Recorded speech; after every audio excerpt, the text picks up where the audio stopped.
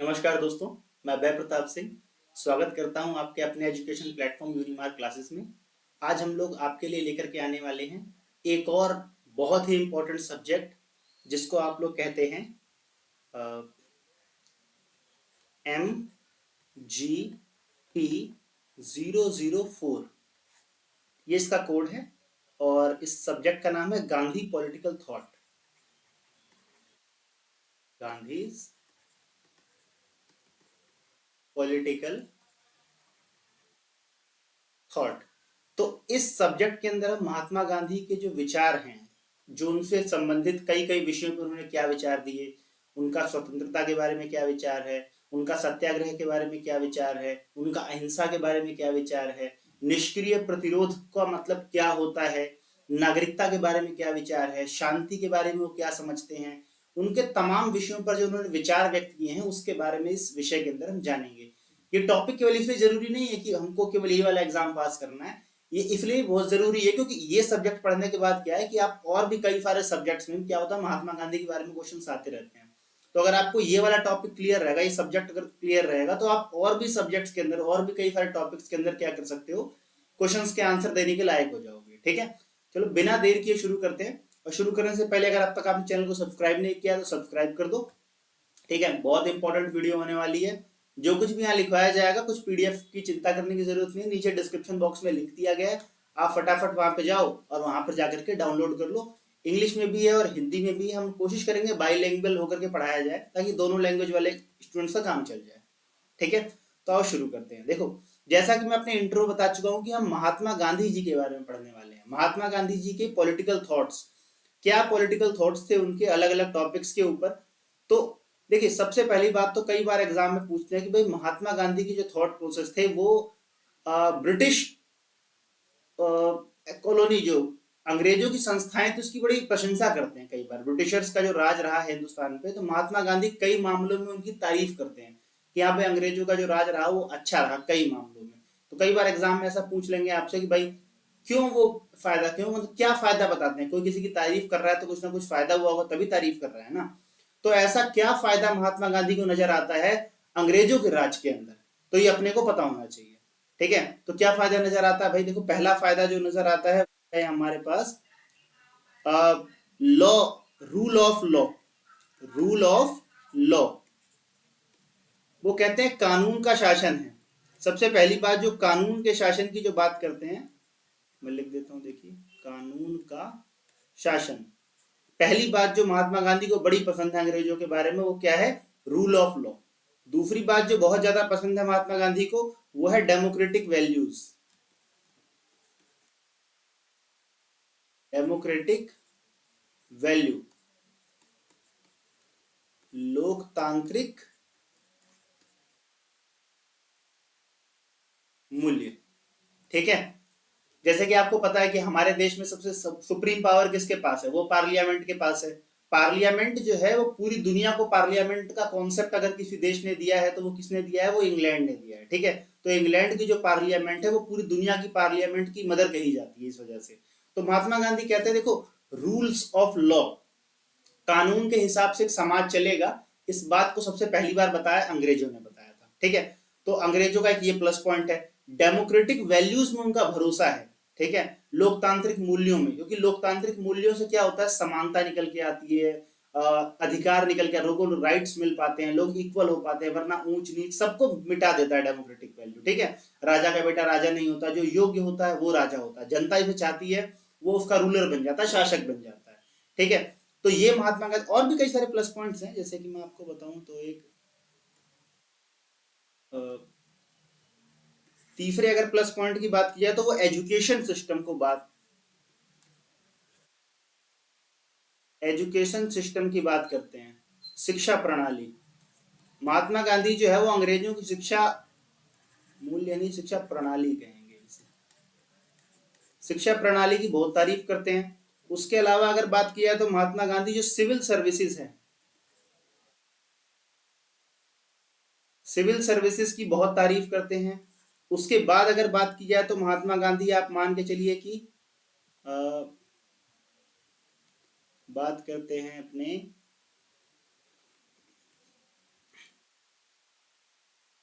Basic जो political rights दिए जाते हैं उनकी बहुत तारीफ करते हैं। पॉलिटिकल राइट यानी कि राजनीतिक अधिकार जो होते हैं उनकी बहुत ज्यादा तारीफ करते हैं। उसके अलावा महात्मा गांधी जो है मतलब इस तरह का एक बेसिक स्ट्रक्चर जो फॉर्म होता है उसकी बहुत ज्यादा तारीफ करते हैं।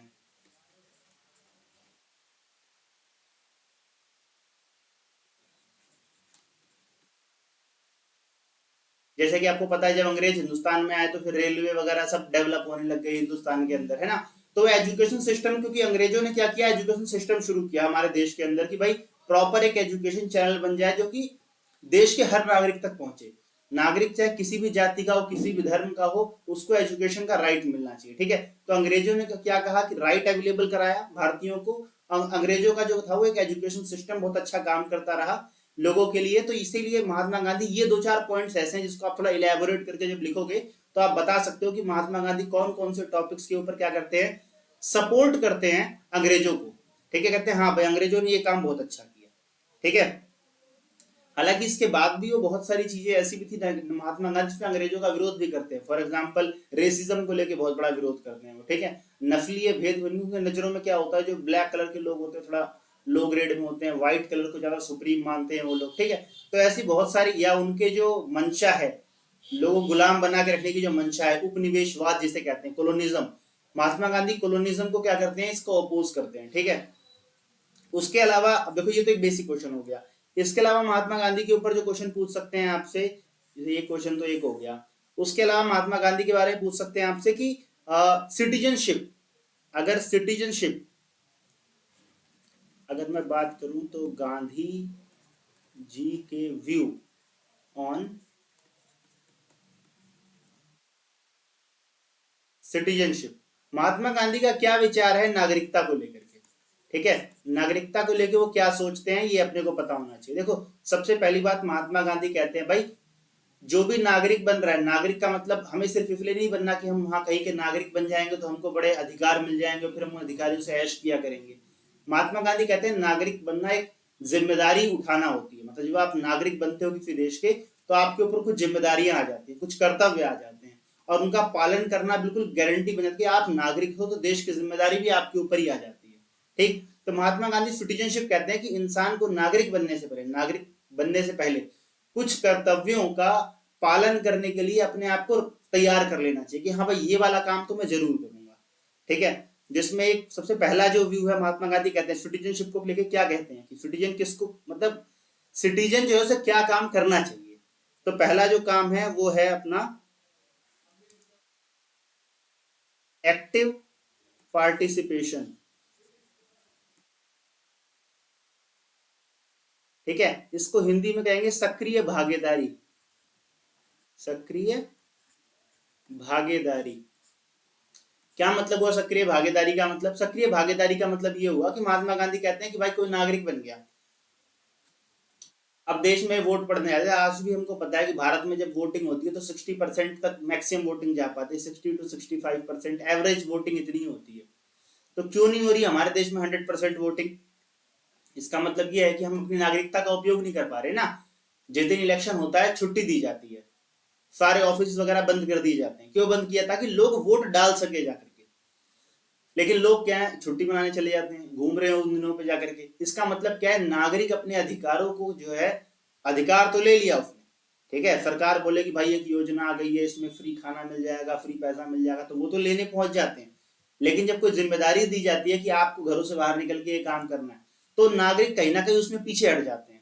तो महात्मा गांधी कहते हैं भाई ऐसे व्यक्ति को नागरिकता नहीं मिलनी चाहिए। मतलब नहीं, वैसे नहीं की बात महात्मा गांधी करते नहीं है। महात्मा गांधी कहते हैं जो व्यक्ति नागरिक बना उसको इस जिम्मेदारी का एहसास होना चाहिए एटलीस्ट, कि भाई हमें क्या करना है, एक्टिव पार्टिसिपेशन करना है अपने देश के लिए, ठीक है। उसके बाद महात्मा गांधी क्या कहते हैं, महात्मा गांधी कहते हैं भाई कि दूसरी बात जो है वो महात्मा गांधी कहते हैं कि non violent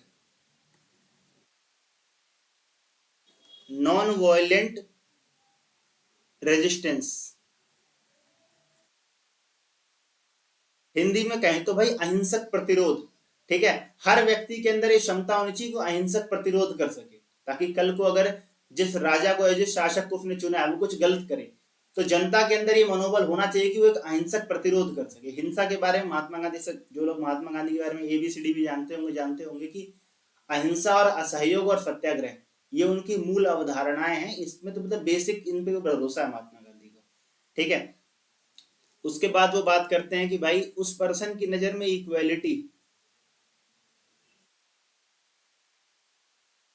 equality and harmony, समानता और सद्भाव, लिख देता हूं मैं, समानता और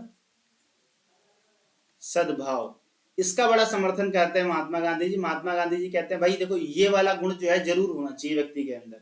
जो भी व्यक्ति नागरिक बनने की अपेक्षा रखता है, कल्पना करता है कि भाई ये चीज हो जाए, तो उसके अंदर ये वाला गुण तो होना ही चाहिए कि भाई वो जो है समानता का भाव रखता हो और चाहता हो कि समाज में एक सौहार्द कायम रहे। ऊंच नीच का भेदभाव धर्म के नाम पे, जाति के नाम पे उसके मन में नहीं होना चाहिए, ठीक है।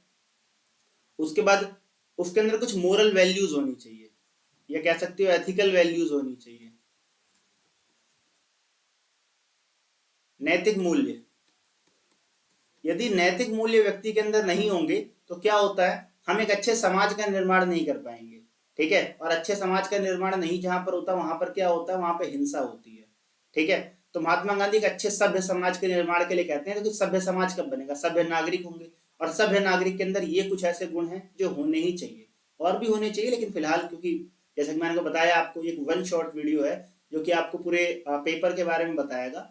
आपने कुछ अब तक नहीं पढ़ा है तो सिर्फ ये वीडियो देख लीजिए, और आप गारंटी से कह रहा हूं कि एग्जाम में काफी कुछ लिख करके आ जाओगे, ठीक है। तो महात्मा गांधी के बारे में जो जो क्वेश्चन इंपॉर्टेंट बन सकते हैं उनके बारे में बात की जा रही है।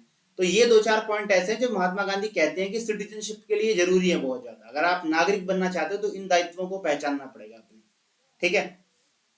उसके बाद तीसरा जो क्वेश्चन बन जाता है अपना, वो बन जाता है अपना कि महात्मा गांधी अपोज करते हैं किसको, इंडस्ट्रियलाइजेशन को। महात्मा गांधी क्या करते हैं, महात्मा गांधी अपोज करते हैं किसको, इंडस्ट्रियलाइजेशन, औद्योगिकरण का विरोध करते हैं। क्या करते हैं महात्मा गांधी, औद्योगिकरण का विरोध करते हैं। कई बार आपसे एग्जाम में पूछ लेंगे भाई क्यों करते हैं औद्योगिकरण का विरोध, ठीक है। तो जैसा कि हम सब लोग जानते हैं कि महात्मा गांधी का जो पूरा जीवन है, पूरा जो जीवन है उनका, वो पूरा जीवन किस बात के ऊपर चला है, पूरा जीवन ही इस बात के ऊपर चला है कि भाई हमको अंग्रेजों से आजादी चाहिए, ठीक है। तो अंग्रेजों के हम गुलाम बने क्यों एक्चुअली, तो उन्होंने यही समझाया कि देखो अंग्रेज जो थे उन्होंने अपने यहाँ पे औद्योगिकरण को बहुत ज्यादा बढ़ावा दे दिया। तो ज्यादा बढ़ावा देने से क्या हुआ कि इंडस्ट्रीज बहुत ज्यादा लग गई, लेबर्स कम हो गए। तो अब इस चक्कर में उन लोगों ने दूसरे देशों में आके गुलाम बनाने शुरू कर लिए, ठीक है। तो उनका पहला जो मोटिव था अपोज करने का, उन्होंने यही कहा कि भाई महात्मा गांधी जी ने कि इंडस्ट्रियलाइजेशन जो है वो क्या लेकर के आता है, एक्सप्लॉयटेशन लेकर के आता है अपने साथ। क्या लेके आता है, एक्सप्लॉयटेशन, यानी कि शोषण एक आधार है। शोषण बढ़ता है, जैसे जैसे उद्योगिकरण बढ़ेगा वैसे वैसे क्या होता है, शोषण बढ़ता है। और महात्मा गांधी क्योंकि शोषण के खिलाफ थे, इसीलिए वो कहते हैं कि भाई मैं इसका विरोध करता हूँ इंडस्ट्रियलाइजेशन का, ठीक है। शोषण केवल व्यक्ति का ही नहीं होता, प्रकृति का भी शोषण होता है। वो कहते हैं नेचर का भी एक्सप्लॉयटेशन होता है, ह्यूमन का भी एक्सप्लॉयटेशन होता है, ठीक है। तो मानव का शोषण हो रहा है, प्रकृति का शोषण हो रहा है। दोनों प्रकार के शोषण से बचने के लिए क्या करते हैं महात्मा गांधी, कहते हैं कि भाई ये होना चाहिए अपना इसका विरोध करना चाहिए औद्योगिकरण का। मतलब ऐसा भी नहीं कि औद्योगिकरण हो ही ना, ये कहते हैं अति औद्योगिकरण नहीं होना चाहिए, ठीक है। उसके बाद जो दूसरी ये बात कहते हैं भाई इसने कंज्यूमरिज्म को बहुत बढ़ावा दे दिया है। कंज्यूमरिज्म, इसे कहते हैं उपभोक्तावाद। हिंदी में लिख भी नहीं पा रहा हूं, कितने शर्म की बात है।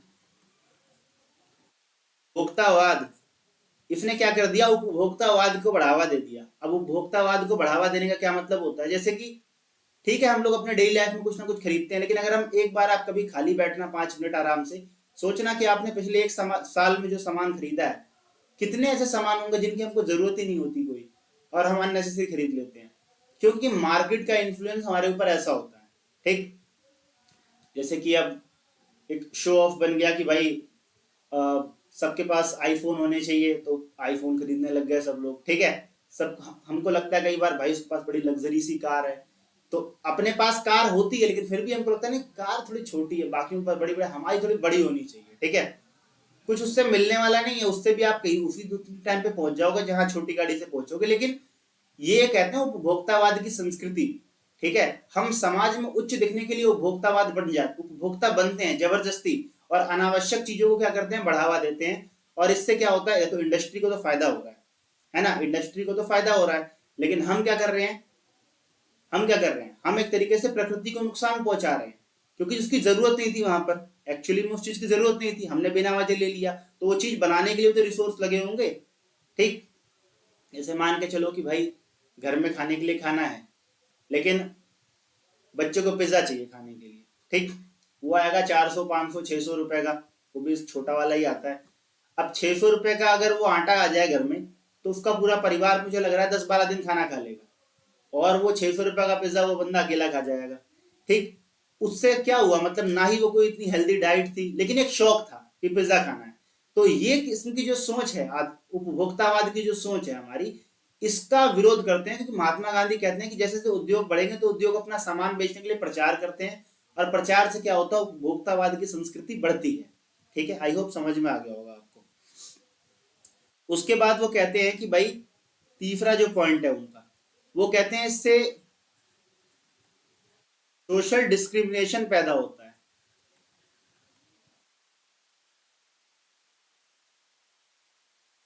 सोशल डिस्क्रिमिनेशन, सामाजिक अलगाववाद पैदा हो जाता है। सामाजिक अलगाववाद कैसे पैदा हो जाता है भाई, सामाजिक अलगाववाद पैदा होने का एक विशेष कारण है यहाँ पर, कि जब इंडस्ट्रीज लगने लग जाती है तो क्या होता है, कुछ लोग अमीर हो जाते हैं, कुछ लोग लगातार गरीब होते चले जाते हैं, तो एक समाज में एक इम्बैलेंस क्रिएट हो जाता है इस वजह से, ठीक है।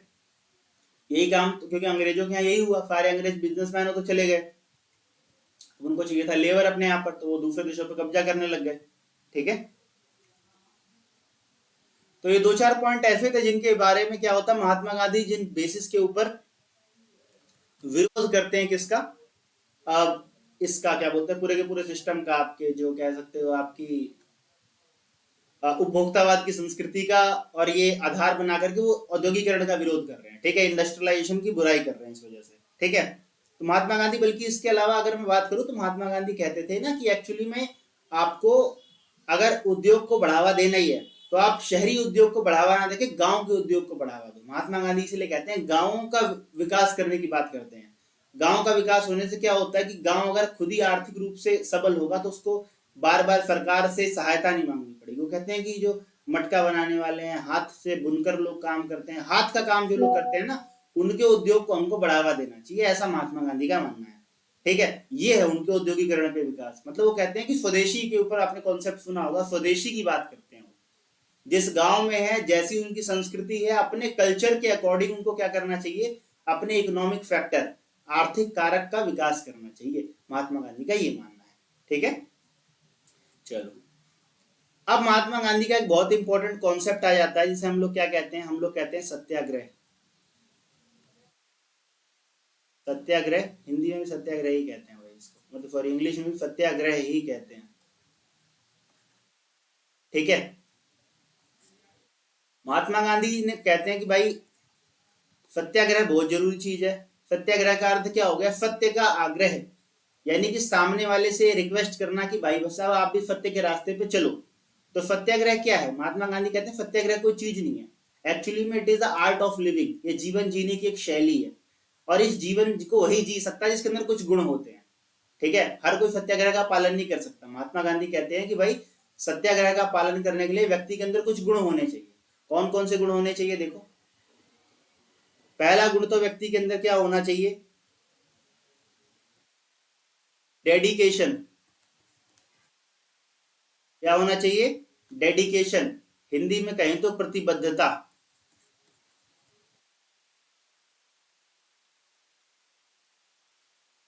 प्रतिबद्धता, तो भाई प्रतिबद्धता, डेडिकेशन होना चाहिए उसके अंदर। प्रतिबद्धता किस चीज के लिए, सत्य के प्रति प्रतिबद्धता होनी चाहिए, मतलब वो ये रहे कि भाई मैं सच के साथ ही खड़ा रहूंगा चाहे कुछ भी हो जाए। ये वाला डेडिकेशन जब तक व्यक्ति के अंदर नहीं है, उसके अंतर मन में नहीं आया, तो मान के चलो सत्याग्रह का सिपाही कभी नहीं बन सकता, ऐसा महात्मा गांधी जी कहते हैं, ठीक है। मैं जो कुछ कह रहा हूँ महात्मा गांधी जी कहते हैं, मेरा कुछ विचार नहीं है इसमें, ठीक है। होता है, पता लगा कोई उनका सपोर्टर है वो तो खुश हो जाएगा, कोई विरोधी में घर के बाहर ही आ जाए कि बहुत महात्मा गांधी की तारीफ कर रहा है भाई। ठीक है, तो ये सिर्फ एजुकेशनल वीडियो, ध्यान रखना इस बात का भाई, तो इसीलिए एजुकेशन पर्पज से पढ़ना कि पढ़ के एग्जाम में पास होना। उसके बाद वो कहते हैं कि भाई नॉन वायलेंस, वो व्यक्ति जो भी है, व्यक्ति को नॉन वायलेंस की प्रैक्टिस करनी चाहिए। नॉन वायलेंस प्रैक्टिस, अहिंसा का अभ्यास। जो व्यक्ति अहिंसा का अभ्यास नहीं करता और अहिंसा के मार्ग पे नहीं चल सकता, वो कभी भी सत्याग्रह को फॉलो नहीं कर सकता, ऐसा महात्मा गांधी जी कहते हैं। ठीक है, समझ में आ गई बात। तीसरी बात महात्मा गांधी जी क्या कहते हैं भाई, तीसरी बात महात्मा गांधी जी कहते हैं कि भाई व्यक्ति जो है वो साहसी होना चाहिए। ठीक है, ब्रेव, साहस उसके अंदर होना चाहिए, निडरता उसके अंदर होनी चाहिए। ठीक है, कि वो किसी चीज गलत के खिलाफ खड़ा हो सके। जब तक ये हिम्मत ही हमारे सामने कुछ गलत हो रहा है हम छोड़ के निकल लेते हैं आगे, तो व्यक्ति सत्याग्रह नहीं साबित कर सकता। ठीक है, जिस व्यक्ति के अंदर क्या होगा, साहस होगा, निडरता होगी कि मैं बुराई का झूठ का सामना कर सकूं, वही सत्याग्रह कर सकता है। ठीक है, दूसरा ये कहते हैं सक्रिय प्रतिरोध, जैसे कि आप हिंदी में कहोगे कि एक्टिव रेजिस्टेंस, सक्रिय प्रतिरोध करना। हिंदी में लिख देता हूं भाई मैं इसको,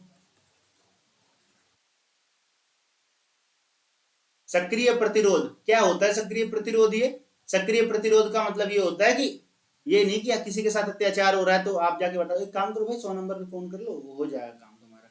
ठीक है, ऐसा नहीं, उसके साथ मिलके उस चीज को काम को करना, इसे कहते हैं सक्रिय प्रतिरोध।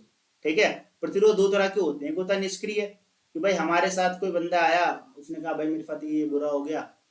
एक तरीका तो ये हुआ कि मैं बोलूँ हाँ एक काम करो, ये लो 100 नंबर पे फोन कर दो, पुलिस आ जाएगी, बाकी तो फिर पुलिस का काम है, फिर तो हम क्या कर सकते हैं। ये होता है निष्क्रिय प्रतिरोध। सक्रिय प्रतिरोध का मतलब क्या हो भाई, अच्छा आपके साथ कुछ गलत हुआ है, चलिए मैं चलता हूँ आपके साथ।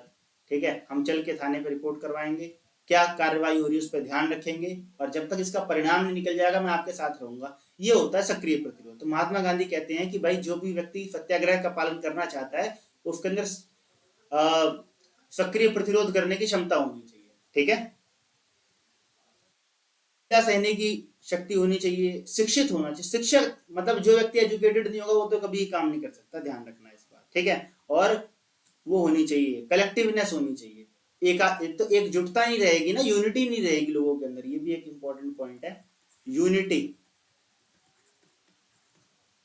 बोले तो एकता, जब तक एकता नहीं रहेगी तब तक क्या हो सकता है, तब तक तो मामला सेट नहीं हो पाएगा भाई। ठीक, तो सत्याग्रह करने वाले व्यक्ति के अंदर ये सारे लक्षण होने चाहिए। एग्जाम में क्वेश्चन आ जाता है भाई, इसीलिए बता रहा हूँ सारी सारी बातें, जो जो बता रहा हूँ ध्यान से पढ़ लेना। और दोबारा बता रहा हूँ इस बात को कि कोई पीडीएफ मिलेगा पूरा का पूरा। ठीक है, ये तो मैं लिख रहा हूँ ताकि आप एक वन लाइन में समझ जाओ, लेकिन अगर इसका पूरा रिटर्न पीडीएफ चाहिए, नीचे डिस्क्रिप्शन बॉक्स में लिंक दिया है, वहां जाओ डाउनलोड कर लो अपने आप, फिर मिल जाएगा पूरा का, हिंदी में मिल जाएगा, इंग्लिश में मिल जाएगा। ठीक है, यहाँ मिक्स लैंग्वेज में पढ़ लो। अब उसके बाद क्या होता है भाई, महात्मा गांधी जी ने चलो सत्याग्रह के बारे में बहुत जान लिया, मैं केवल शब्द बता रहा हूँ, इसको अच्छे से एक्सप्लेन करके लिखना आपका काम है। ठीक है, वैसे भी हिंदुस्तान के बच्चे इस मामले में तो टैलेंटेड होते हैं, कुछ भी एक बता दो तो फिर तो पूरा 4-5 पेज खुद ही छाप देते हैं। अब महात्मा गांधी के बारे में 2-4 टॉपिक और है। महात्मा गांधी कहते हैं कि भाई अगर कोई देश है, जैसे हिंदुस्तान था उसे गुलाम बना लिया अंग्रेजों ने, तो महात्मा गांधी कहते हैं इस उपनिवेशवाद यानी कोलोनिज्म का किसी देश के ऊपर क्या, अगर ऐसे अंग्रेज हमको गुलाम बना के चले गए, तो हमको गुलाम बना के चले गए तो क्या उससे हमारे कुछ फर्क पड़ा क्या, तो बहुत फर्क पड़ा। सामाजिक ढांचा खत्म कर दिया उन्होंने, हमारी सोचने का तरीका बदल दिया अंग्रेजों ने। ठीक है, तो आज हम सोचते हैं, हो सकता है कुछ फायदे भी हो उसके, कुछ नुकसान, लेकिन नुकसान ज्यादा हो गए। ठीक है, नुकसान ज्यादा कैसे होता है, हम कल्चरली खत्म कर देते हैं। हिंदुस्तान का कल्चर चलो फिर भी बहुत स्ट्रांग था, कि आज भी जो है मामला, हम कुछ कुछ याद है हमें अपने बारे में, कई कई देश तो ऐसे हैं जो पूरे खत्म ही हो गए, उनके कल्चर ही खत्म हो गए। ऑस्ट्रेलिया आप देखोगे, कनाडा आप देखोगे, आप देखते हो कि अमेरिका यूएसए जो है ये पूरे इंग्लैंड ही बन चुके हैं। इंग्लैंड ने जो यहाँ पर राज किया तो खत्म ही कर दिया, यहाँ के जो नेटिव पीपल थे आज वो गायब है पूरे के पूरे। ठीक है, तो अभी हम ये समझेंगे महात्मा गांधी क्या कहते हैं, कि जब कोई भी देश उपनिवेश में आ जाता है, चपेट में आता है, गुलाम बन जाता है, तो उसके ऊपर क्या असर पड़ते हैं सामाजिक और आर्थिक रूप से, इस बात को हम जानेंगे। तो टॉपिक रहेगा इस बार का ऐसे हमारा इस बार भी का, कि सोशल एंड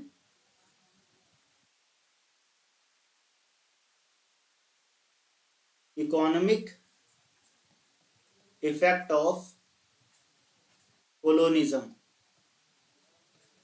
निवेशवाद के आर्थिक और क्या सामाजिक कारण क्या क्या प्रभाव होते हैं। तो भाई पहला प्रभाव क्या पड़ता है, पहला प्रभाव तो पड़ता है भाई इकोनॉमिक इकोनॉमिक एक्सप्लॉयटेशन होता है उसका। इकोनॉमिक क्या होता है, एक्सप्लॉयटेशन होता है। जिस भी देश के ऊपर भाई गुलामी आ जाएगी एक बार, तो उसका इकोनॉमिक एक्सप्लॉयटेशन हो ही जाएगा। इकोनॉमिक एक्सप्लॉयटेशन का क्या मतलब होता है कि मतलब उनका आर्थिक शोषण होता है। अंग्रेज जो है वो हमारे यहाँ से पैसा निकाल निकाल के अपने देश ले जाते थे। ऐसे नहीं कि पूरा पैसा लिया लेके भाग गए, हमारे सामने से स्टाइल में पैसा लेके चले जाते थे। अच्छा आप इतना कर रहे हो, आपके ऊपर तो टैक्स लगेगा भाई, इतना टैक्स लिया, गया इंग्लैंड की रानी के पास।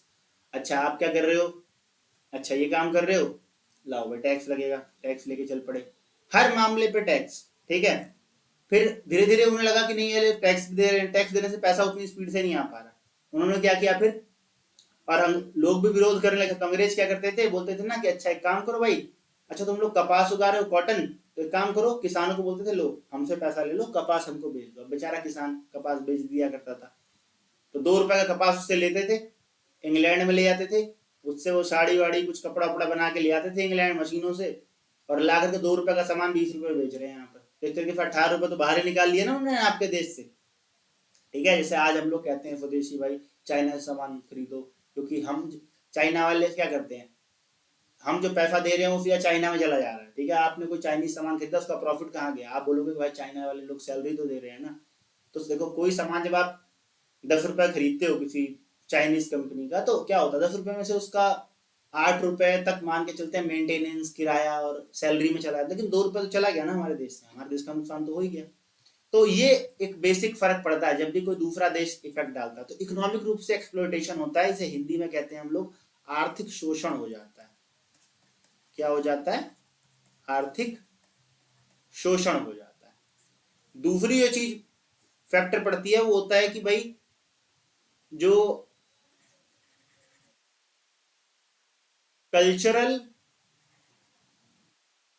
इकोनॉमिक सेंटर थे वो डिस्ट्रॉय हो जाते हैं, यानी कि जो पारंपरिक या सांस्कृतिक रूप से हमारी अर्थव्यवस्था के क्या थे, साधन थे, वो खत्म हो जाते हैं। जैसे अंग्रेजों ने क्या किया, जब अंग्रेज का कपड़ा हिंदुस्तान में आता था, अंग्रेजों का कपड़ा, तो अंग्रेजों का कपड़ा मशीन से बना हुआ है भाई। ठीक है, अब चाइनीज सामान क्यों इंडिया में ज्यादा बिकता है, भाई सस्ता होता है, मेन पहला प्राइमरी रीजन यही है, सस्ता होता है। वो लोग कहते हैं क्वालिटी, ये वो क्वालिटी वालिटी बात की बात है। आज भले चाइनीज फोन बड़े अच्छे आने लग गए हों, लेकिन जब नए नए आते डब्बे जैसे बड़े बड़े मोटे मोटे आते थे, बस ये था कि भाई टच होते हैं, है ना, और 2000 रुपए में आ जाया करते थे। हम लोग 2000 में बटन वाला फोन तुम खरीदेगा, 2500 में चाइनीज फोन खरीद लो। तो कहने का मतलब सस्ते होते थे। तो जब अंग्रेजों का कपड़ा हिंदुस्तान में आया था, और ऐसे ही हिंदुस्तान के कपड़े रहते थे, वो तो हाथ से बनाते थे बेचारे, तो बहुत मेहनत लगती, पैसा ज्यादा लेते थे। तो लोग क्या करते थे, उस वक्त के मिडिल क्लास के लोग वो अंग्रेजों के कपड़े खरीदा करते थे। तो इससे क्या हुआ कि जो हिंदुस्तान में हाथ से काम करने वाला व्यक्ति है वो कब तक घाटा सहेगा, कुछ दिनों बाद वो काम ही बंद कर दिया करता था, वो कहीं मजदूरी करने चला जाया करता था। तो इससे क्या हुआ कि हिंदुस्तान के जो अपने व्यक्तिगत आर्थिक केंद्र थे वो सारे के सारे क्या होते चले गए, वो सारे के सारे खत्म होते चले गए। ठीक है, तो ये एक नुकसान हो जाता है, कल्चरल सेंटर डिस्ट्रॉय हो जाते हैं। तीसरी जो इंपॉर्टेंट बात आ जाती है वो आती है, हिंदी में कहें तो नकली लिख दिया मैंने गलती से, नकली नहीं यहाँ नकदी लिखना था।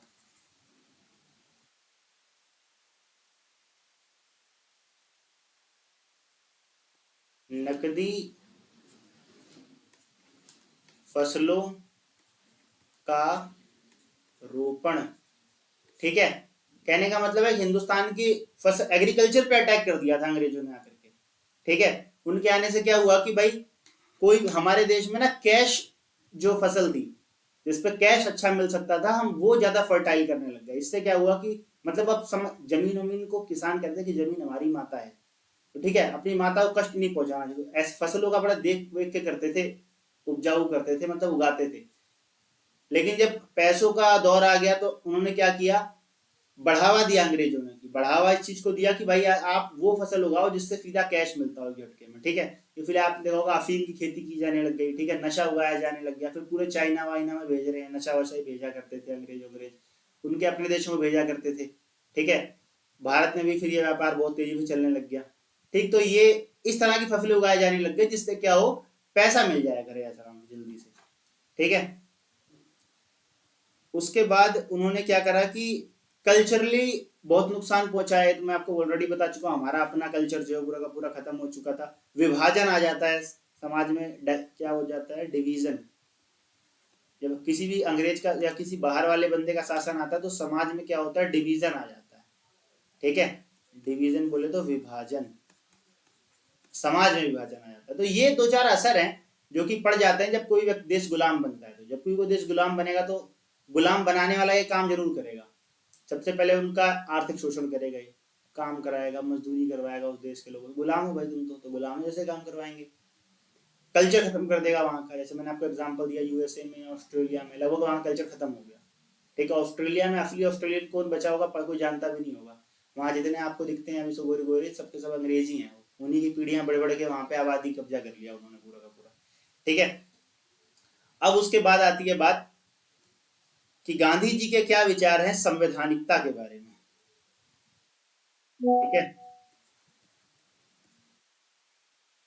गांधी जी के व्यू ऑन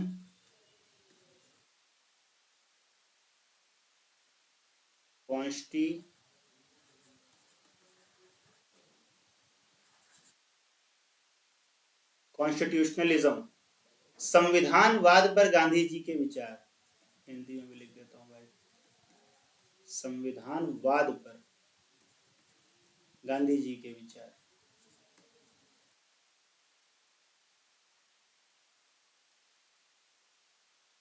गांधी जी के क्या विचार हैं भाई संविधानवाद के बारे में।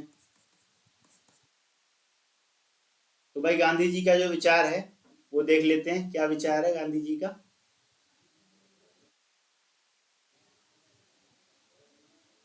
तो गांधी जी का विचार संविधानवाद के बारे में ये है कि भाई गांधी जी पहली बात तो अच्छा मानते हैं संविधानवाद के विचार को। उनका कहना है कि भाई बहुत अच्छा है, कानून का शासन होता है इसके अंदर, ठीक है। क्या कहते हैं, पहली बात बोलते हैं बहुत अच्छी बात है भाई, पहली बात तो इसमें कानून का शासन होता है, कानून का शासन हो जाता है। उन्होंने कहा दूसरी इसकी जो सबसे अच्छी बात मुझे लगती है, वो दूसरी अच्छी बात लगती है कि भाई डेमोक्रेटिक शासन होता है। कैसा होता है, डेमोक्रेटिक रूल होता है इसके अंदर। संविधानवाद, जहां संविधानवाद होगा वहां लोकतांत्रिक तरीके से क्या होता है, सरकारें चलती है पूरी की पूरी, ठीक है। फिर तीसरी बात ये बोलते हैं कि भाई कानून का भी क्या होता है, सीमाएं होती है, लिमिटेशन ऑन लॉ।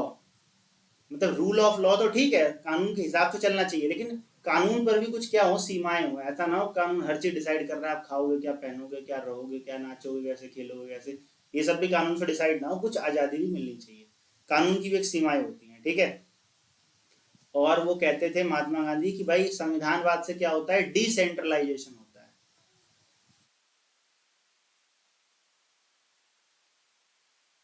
डिसेंट्रलाइजेशन, इसे विकेंद्रीकरण कहते हैं। इसे क्या कहते हैं, इसे कहते हैं विकेंद्रीकरण, ठीक है। ये हो गया अपना लोकतांत्रिक शासन,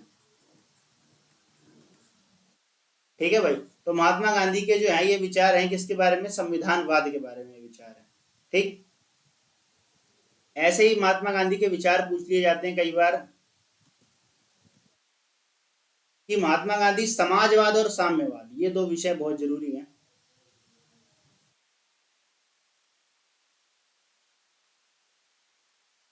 Gandhi ji view on socialism and communalism.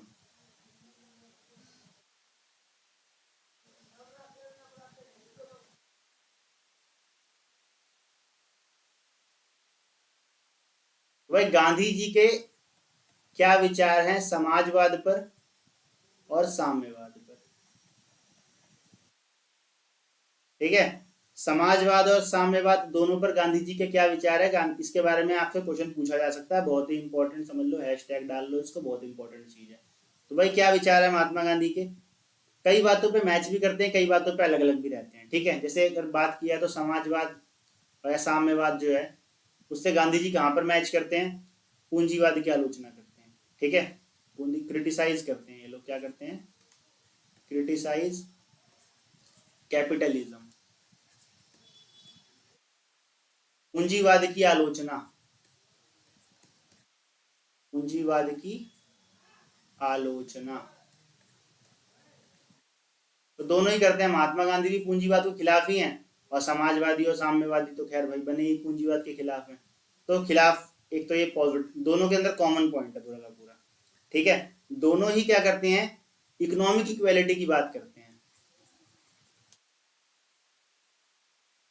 Economic equality की बात करते हैं, यानी कि आर्थिक समानता की बात करते हैं,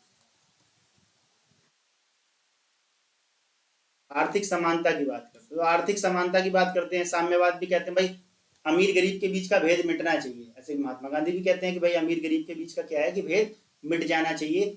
ऐसे एकदम से ऐसा ना रहे कि भाई अमीर बहुत अमीर है, गरीब बहुत ज्यादा गरीब है, ये वाला काम नहीं होना चाहिए, ठीक है।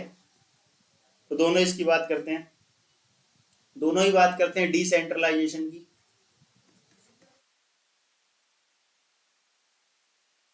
डिसेंट्रलाइजेशन यानी कि विकेंद्रीकृत सरकार की बात करते हैं। महात्मा गांधी कहते हैं कि सरकार का केंद्रीकरण नहीं होना चाहिए, ऐसा ना हो सारी पावर किसी जगह जाकर इकट्ठा हो गई, पावर ऐसी हो डिस्ट्रीब्यूट हो रखी हो। और असलियत में महात्मा गांधी कहते हैं असली पावर गांव गांव के व्यक्ति के पास पावर होनी चाहिए कि अपने गांव में क्या कर सके, ठीक है। महात्मा गांधी कहते हैं गांव का विकास होगा तो अपने आप देश का विकास हो जाएगा, ठीक है। तो भाई विकेंद्रीकरण की जो वह बात करते हैं, दोनों लोग बात करते हैं विकेंद्रीकरण की, लेकिन कई मामले ऐसे हैं जो जहां पर ये विरोध भी होता है दोनों के बीच में, ठीक है। जैसे अगर मैं यहाँ पर बात बोलने पे आ जाऊं तो कौन कौन सा विरोध होता है। महात्मा गांधी जी बात करते हैं नॉन वायलेंस की, अहिंसा की बात करते हैं। तो अहिंसा की बात करते हैं तो उसमें क्या होता है, महात्मा गांधी कहते हैं कि भाई देखो हमको अगर कोई बदलाव लाना है तो अहिंसा के रास्ते पे चल के लाना है, ठीक है। जबकि जो समाजवाद या साम्यवाद जिसे कहते हैं वो हिंसा की बात करता है, वो हिंसा के तरीके से क्रांतिकारी रास्तों की बात करता है ना। तो महात्मा गांधी कहीं ना कहीं उसका विरोध करते हैं, ठीक। महात्मा गांधी जो है वो इंडस्ट्रियलाइजेशन औद्योगिकरण का विरोध करते हैं, लेकिन ये जो है सोशलिज्म या कम्युनिज्म वाले लोग ये सोशलिज्म ये औद्योगिकरण का विरोध नहीं करते, ये कैपिटलिज्म का विरोध करते हैं केवल। कहते हैं उद्योग तो होने ही चाहिए, बस सरकार का कब्जा होना चाहिए उनके ऊपर। तो महात्मा गांधी कहते हैं औद्योगिकरण ही ठीक नहीं है, औद्योगिकरण जो है नहीं होना चाहिए, बल्कि छोटे छोटे आर्थिक तंत्र खड़े होने चाहिए गाँव में, जो कि उनके ऊपर क्या कर सके, इकोनॉमिकली उनको इंडिपेंडेंट बना सके गाँवों को, ये मानना है उनका, ठीक है। महात्मा गांधी का जो दर्शन है, जो फिलॉसफी है, उसका जो बेसिक है वो है अध्यात्म, मोरालिटी की बात करते हैं, स्पिरिचुअलिटी के ऊपर बेस है।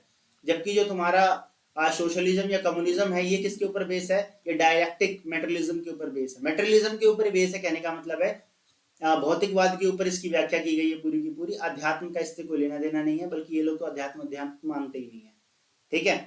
तो ये दो चार व्यू है महात्मा गांधी के बारे में, ठीक है।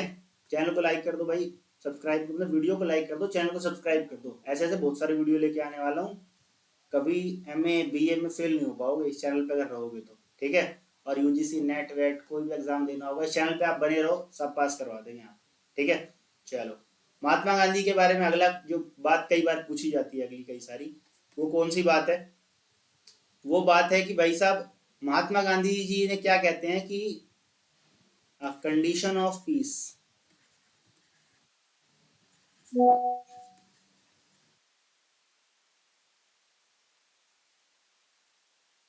कंडीशन फॉर पीस, ऑफ गलती लिख दिया, कंडीशन फॉर पीस होना चाहिए।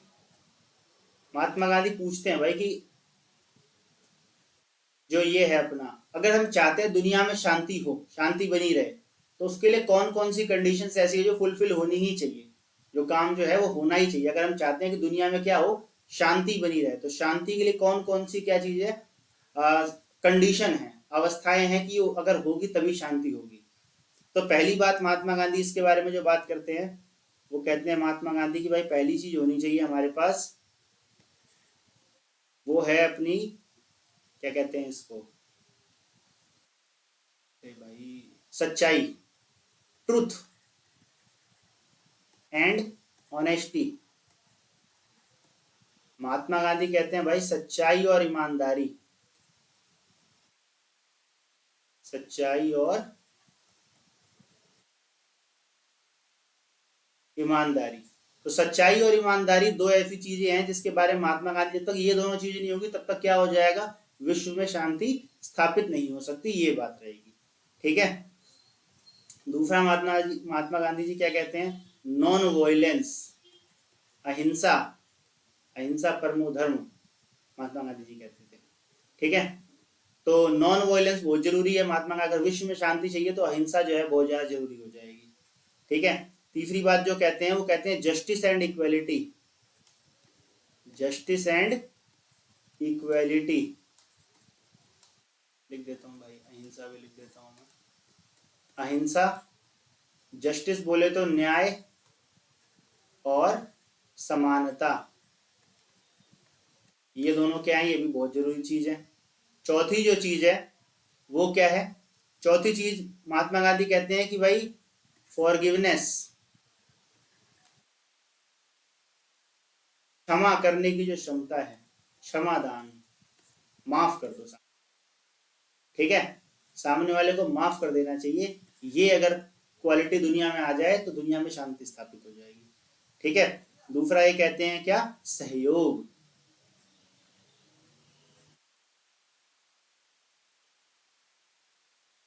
कोऑपरेशन। ठीक है। सहयोग की भावना बहुत आवश्यक है, अगर दुनिया में क्या चाहते हैं हम दुनिया में अगर शांति चाहते हैं तो। ठीक है।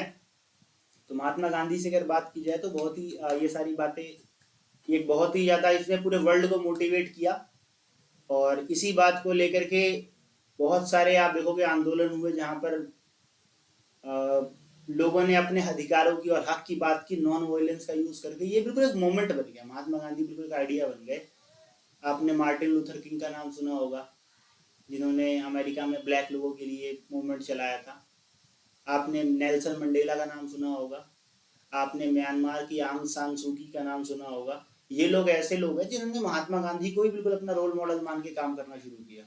ठीक है, रोल मॉडल माना और बात मान के काम करना शुरू किया कि भाई ये जो थ्योरीज है इसके जरिए ही क्या कर सकते हैं हम लोग, अपने राइट्स ले सकते हैं, और महात्मा गांधी की मोटिवेशन से हम लोग इस रास्ते पे चल रहे हैं। ठीक है। अब महात्मा गांधी जो है वो इनके बारे में और जो क्वेश्चंस बन जाते हैं वो बन जाते हैं, जैसे कि महात्मा गांधी विरोध करते हैं, तो हमने बहुत सारी बात विरोध की बात करते हैं, दो चार। ठीक है। महात्मा गांधी विरोध किस करते हैं, वेस्टर्न,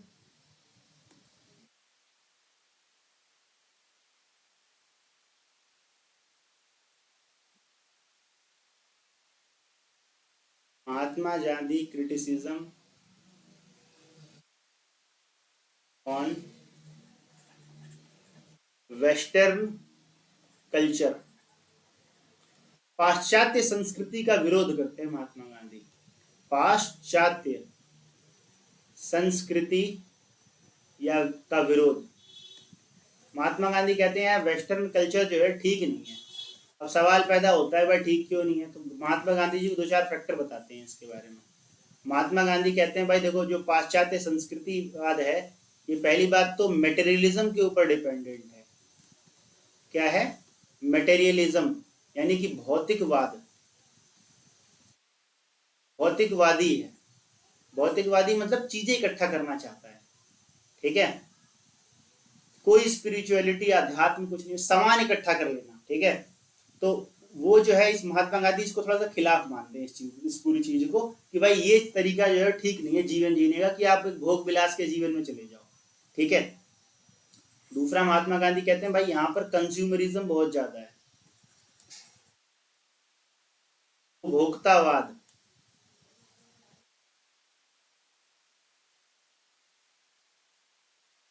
भोक्तावाद, चीजें लोग खरीदने में इकट्ठा करने, जमान बन जाता रहा। भौतिकवादी जहां पर होगा वहां पर तो भोक्तावाद होगा ही होगा। ठीक है। महात्मा गांधी कहते हैं सामान वामान बहुत खरीदा जाता है, इससे क्या होता है, प्रकृति और मनुष्य का शोषण होता है। तीसरा कहते हैं no moral values, no moral values, मतलब कोई भी उनका नैतिकता तो है ही नहीं वेस्टर्न सिविलाइजेशन में, ठीक है। वेस्टर्न सिविलाइजेशन क्या करता है, सिर्फ प्रॉफिट को मानता है, कहता है कि भाई फायदा फायदा है तो सब कुछ है, मतलब आर्थिक दृष्टिकोण है कंप्लीटली, उनका कोई नैतिक आध्यात्मिक धार्मिक ऐसा कोई मूल्य नहीं है, ठीक है। और चौथा पॉइंट वो कहते हैं कि भाई यहाँ पर जो है वो है वॉयलेंस, हिंसा को मान के चलते हैं। दरअसल में जो पाश्चात्य संस्कृति वाले हैं वो किसको मानते हैं, वो हिंसा को मानते हैं, ठीक है। पांचवी जो चीज है जिसको वो लोग मानते हैं वो क्या है, वो है इंडस्ट्रियलाइजेशन,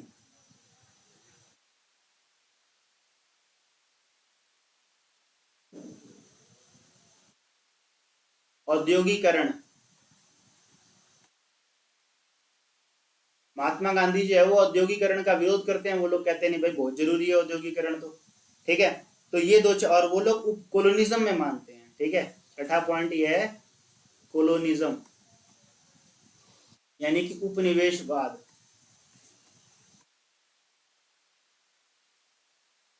महात्मा गांधी कहते हैं भाई उपनिवेशवाद यानी कि कोलोनिज्म के मैं बहुत ज्यादा खिलाफ हूँ, अंग्रेज लोग इसके बहुत सपोर्ट करते हैं। अंग्रेज लोग गलती से बोल रहा हूँ बार बार में, क्योंकि महात्मा गांधी जी के बारे में पढ़ रहे हैं तो कुछ ना कुछ वेस्टर्न का मतलब अंग्रेजी समझ में आता है, लेकिन महात्मा गांधी कहते हैं वो तो पूरा वेस्ट का जो कल्चर है वो ऐसा ही है, ठीक है। वो लोग गुलाम बना के रखने में क्या करते हैं, यकीन रखते हैं पूरा का पूरा कि हाँ भाई बंदे को दबा के रखो, इसी में हमारी क्या है, इसी में हमारी महानता है। एक राष्ट्र के रूप में क्वेश्चन पूछ लेता हूँ, देखो एक और जो पूछा जाता है महात्मा गांधी के रूप में, महात्मा गांधी भारत को राष्ट्र के रूप में किस प्रकार देखते हैं। तो हम कह सकते हैं कि भाई Gandhi ji view on India as a nation, राष्ट्र के रूप में महात्मा गांधी जी भारत को किस प्रकार से देखते हैं, ठीक है। तो महात्मा गांधी जी क्या कहते हैं, महात्मा गांधी जी कहते हैं कि भारत जो है वो सिर्फ एक जमीन का टुकड़ा नहीं है, राष्ट्र नहीं है, बल्कि जीता जागता क्या है, एक कल्चर है, एक संस्कृति है जो कि जीवित है, ठीक है। तो इस प्रकार से बातें बोलते हैं महात्मा गांधी जी भारत के बारे में, ठीक है। तो भारत के बारे में कुछ पॉजिटिव पॉइंट क्या बताते हैं महात्मा गांधी जी, कहते हैं कि भारत के अंदर क्या है भाई, unity in diversity, unity in diversity, अनेकता में एकता, क्या है भारत में, अनेकता में एकता, अनेकता में एकता भारत की विशेषता। तो उन्होंने कहा भारत के अंदर क्या है कि भाई साहब डाइवर्सिटी तो बहुत ज्यादा है, लेकिन उसके अलावा भी क्या है, इतना एकजुट है, इतना ज्यादा डाइवर्स और इतनी एकजुट कंट्री आपको मतलब पूरे वर्ल्ड में कहीं नहीं मिलेगी, ठीक है। जैसे भारतीय संस्कृति संस्कारों के बारे में कहा जाता है कि भाई कोस कोस पर पानी बदले कोस कोस पर वाणी, तो कुछ कदम चलो पानी का टेस्ट बदल जाए, कुछ कदम पर चलो लैंग्वेज नहीं आ जाएगी। तो इतनी डाइवर्सिटी होने के बावजूद भी भारत अगर इकट्ठा है, एक साथ है, तो ये उसका सबसे बड़ा पॉजिटिव पॉइंट है, ठीक है। क्योंकि हम लोग क्या है, कल्चर से एक हैं पूरे के पूरे, भाषाएं अलग हो सकती हैं, बिहेवियर अलग हो सकता है, खान पान अलग हो, लेकिन हमारा कल्चर एक है, ऐसा हमारे यहाँ मानना है, ठीक है। उन्होंने कहा कि भाई यहाँ पर जो है मल्टी कल्चरलिज्म है,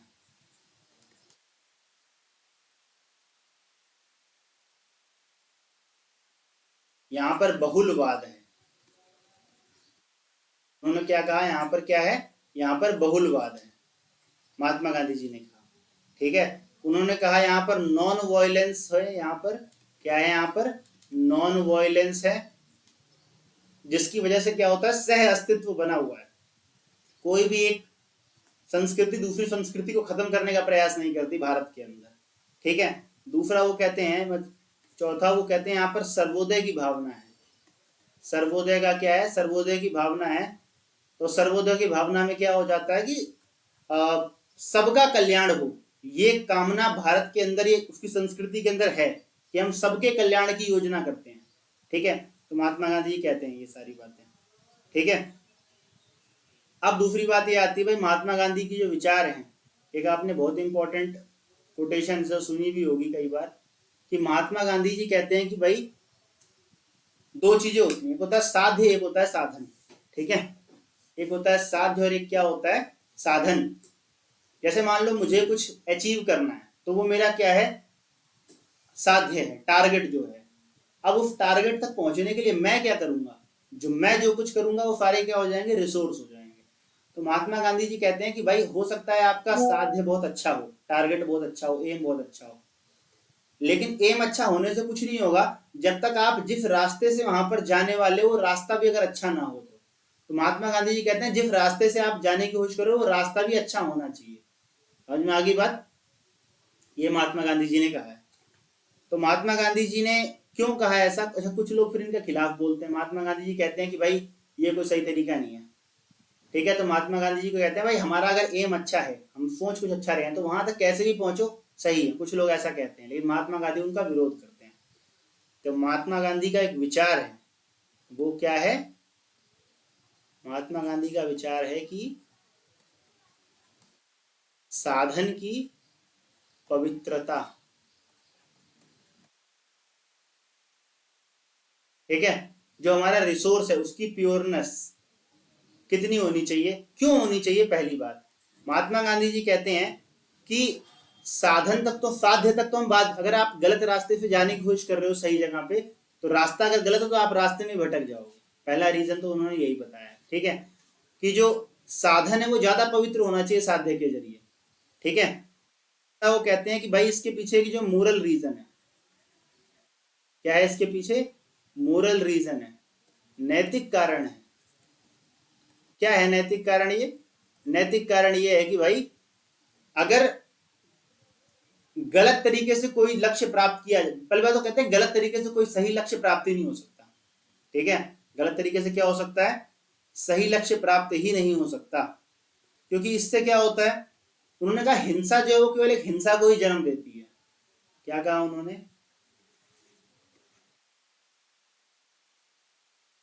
वॉयलेंस क्रिएट वॉयलेंस।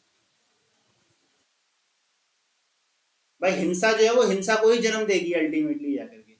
ठीक है, आपको भले लग रहा हो कि मैंने ये चीज करके थोड़ा सा टाइल दिया कोई चीज को, बाद में सब ठीक हो जाएगा अपने आप ही, लेकिन ऐसा नहीं होता। उन्होंने कहा कि भाई हिंसा है वो हो सकता है अल्पकाल के लिए आपको लग रहा हो कि आपने कोई अच्छा काम कर दिया, लेकिन जब एक लॉन्ग टर्म में आप जाओगे तो नुकसान पहुंचाएगा ही पहुंचाएगा, वो नेगेटिव पॉइंट ही रहेगा। ठीक है, समझ में आ गई वाली बात? चलो, तो महात्मा गांधी जो है वो इसके बारे में बात करते हैं। अगली बात जो महात्मा गांधी करते हैं वो करते हैं, उनका जो आइडिया है,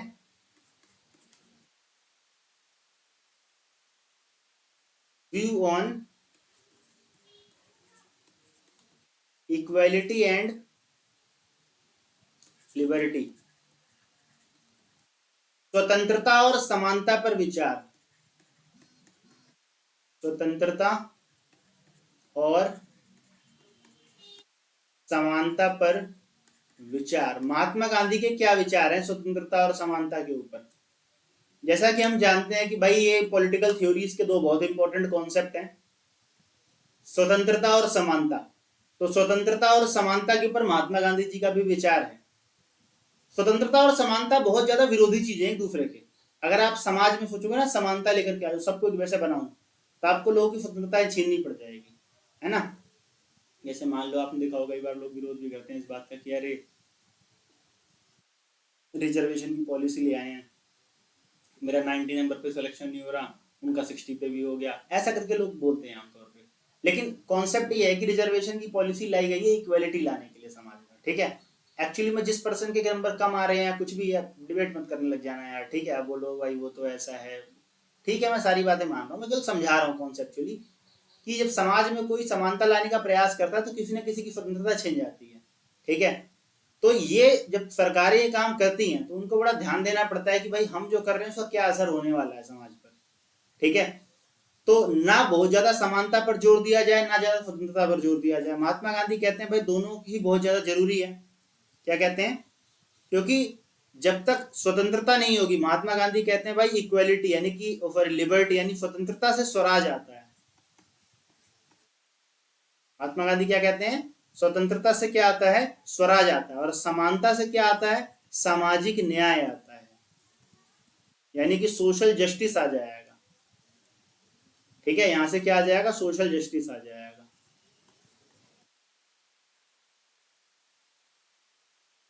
समझ में आ गई बात? तो सोशल जस्टिस के लिए महात्मा गांधी कहते हैं भाई जरूरी है कि समानता हो जाए, लेकिन सरकारों को क्या करना चाहिए, इसके बारे में बहुत ध्यान से फैसले लेने चाहिए। कहीं ऐसा ना हो कि आप समानता के चक्कर में स्वतंत्रता को इतना दबा दो कि लोग अपने आप को उपेक्षित महसूस करने लग जाए, उन्हें लग जाए कि हमारी तो पूरी आज़ादी छीन ली गई है। जैसा कि आपको पता होगा कि एक विचारक है, बड़े महान विचारक हैं, उन्होंने कहा था कि यदि समानता दरवाजे से आती है तो स्वतंत्रता खिड़की से बाहर चली जाती है। ठीक है, कौन से विचारक ने बात बोली थी, अगर पता है तो कमेंट बॉक्स में लिख देना इस बात को। ठीक है, बताया हुआ है एक वीडियो के अंदर आप लोगों को, बहुत इंपॉर्टेंट कोटेशन है। ऐसे कोटेशंस याद रखनी चाहिए। एग्जाम में जितना कोटेशन वगैरह लिखोगे ना, भाई टीचर खुश हो जाएगा, बोलेगा यही यही वो विद्यार्थी इसकी मुझे आवश्यकता थी, ले पूरे नंबर पूरे नंबर। ठीक है, तो कोटेशंस लिखनी चाहिए। पॉलिटिकल साइंस में इन कोटेशंस की, बुक के नाम की, डेट वेट के साथ बताने की बड़ी वैल्यू होती है। मतलब बड़ा अप्रिशिएट किया जाता है कि अगर कोई बच्चा ऐसा लिखे कि फलाने विचारक ने इस पुस्तक के इस पेज पर ये चीज लिखी हुई है तो इससे हमको ये सीखने को मिलता है। तो अब जब टीचर सोचेगा यार क्या मतलब बच्चे ने बुक पढ़ रखी है, पेज नंबर तक बता रहा, राइटर का नाम बता रहा, क्या लिखा है ये बता रहा, तब उसका मूल्यांकन कर रहा है, एक पॉजिटिव इम्पैक्ट पड़ता है टीचर के ऊपर। ठीक है, तो ये बातें हो गई। उसके बाद मार्क्स वर्सेस गांधी, ये क्वेश्चन बड़ा फेमस है एग्जाम वालों का जो है ना, ये बड़ा फेवरेट टॉपिक है, मार्क्स वर्सेस गांधी।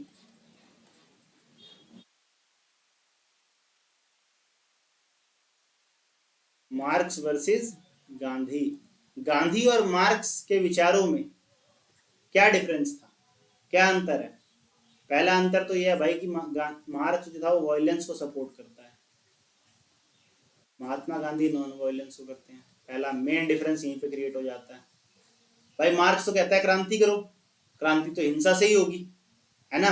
इनके जो फॉलोवर्स थे उसके बाद उन्होंने भी यही कहा, जैसे वो चाइना वाले कौन थे, माओ जेडोंग, उन्होंने कहा था कि भाई राजनीतिक बल बंदूक की गोली से निकलता है, नली से निकलता है। तो उन्होंने कहा मतलब जिसके हाथ में बंदूक होगी वही पावरफुल रहेगा।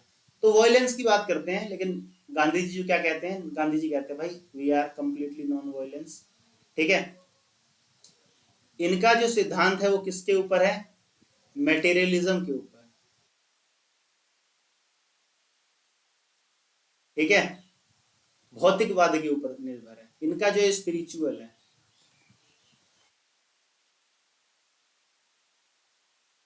इनका जो है ये भौतिकवाद पर निर्भर है, आर्थिक दृष्टिकोण। इनका किस पर डिपेंड है, आध्यात्म पर।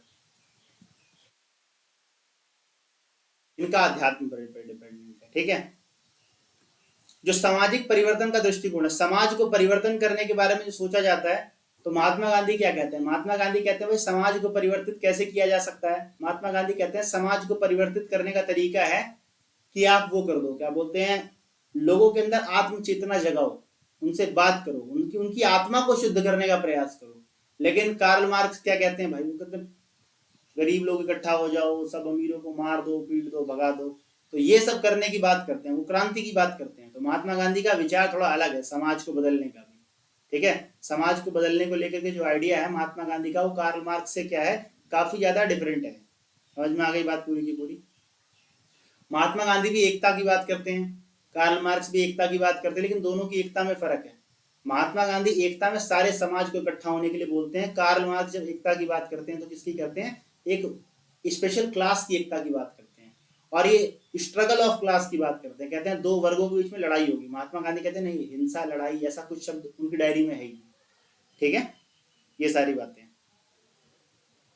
अब उसके बाद जो कुछ इंपॉर्टेंट क्वेश्चंस तो कुछ खास बनते नहीं है, ये कुछ इंपॉर्टेंट क्वेश्चंस थे, कुछ इंपॉर्टेंट टॉपिक्स थे जिसके बारे में मैंने वीडियो बना दिया है। तो आपको ये पीडीएफ मिल जाएगा, जैसा कि मैंने ऑलरेडी आपको बता रखा है कि भाई आपको जो सारा का सारा पीडीएफ है ये डिस्क्रिप्शन बॉक्स में मिल जाएगा। तो अगर आपको चाहिए इसका पीडीएफ तो नीचे कहाँ जाना पड़ेगा आपको, नीचे जाओगे आप डिस्क्रिप्शन बॉक्स में। ठीक है, नीचे जाओ डिस्क्रिप्शन बॉक्स में, डाउनलोड कर लो वहाँ जाकर के, बिल्कुल फ्री ऑफ कॉस्ट। अगर चैनल को अब तक सब्सक्राइब नहीं किया है तो कर देना भाई, लाइक जरूर कर देना, और कमेंट करके बता के जाना। और कोई सब्जेक्ट ऐसा है जो आपने एमए सेकेंड ईयर में चूज कर रखा हो जिसका आप वीडियो चाहते हो, तो मैं आपको ला के डिटेल में बना करके पीडीएफ वीडियो बना के आपके लिए अवेलेबल करा दूंगा। ठीक है, तो आज की वीडियो के लिए सिर्फ इतना ही, मिलते हैं अगली वीडियो में इसी चैनल पर। तब तक के लिए धन्यवाद, नमस्कार।